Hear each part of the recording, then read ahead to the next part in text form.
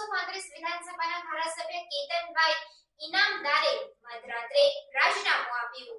વડોદરા જિલ્લાના સાવલી ડેસર તાલુકાના તમામ હોદ્દેદારો આજ રોજ કેતનભાઈના ફાર્મ હાઉસ ઉપર રાજીનામું આપવા માટે મોટી સંખ્યામાં હાજર રહ્યા હતા।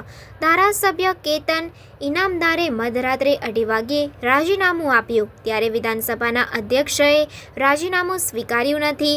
વિધાનસભાના અધ્યક્ષ શંકરભાઈ ચૌધરીને ઈમેલ દ્વારા રાજીનામું આપવામાં આવ્યું હતું। સાવલી તાલુકાના મહામંત્રી મહિપતસિંહ રાણા, વડોદરા જિલ્લાના પ્રમુખ નટુભાઈ સોલંકી, મહિલા મોરચા અને તમામ હોદ્દેદાર કેતનભાઈના ફાર્મ હાઉસ ઉપર મોટી સંખ્યામાં રાજીનામું આપવા માટે હાજર રહ્યા હતા।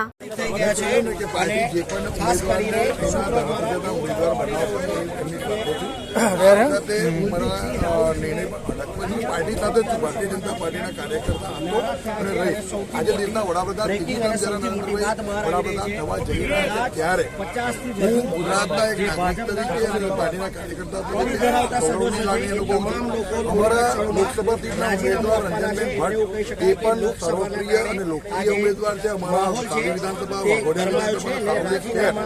વડોદરા બેની સાથે જ છે। આ મારા રાજીનામાનો નિર્ણય એ મારા આત્માના અવાજને માન આપીને મેં લીધો।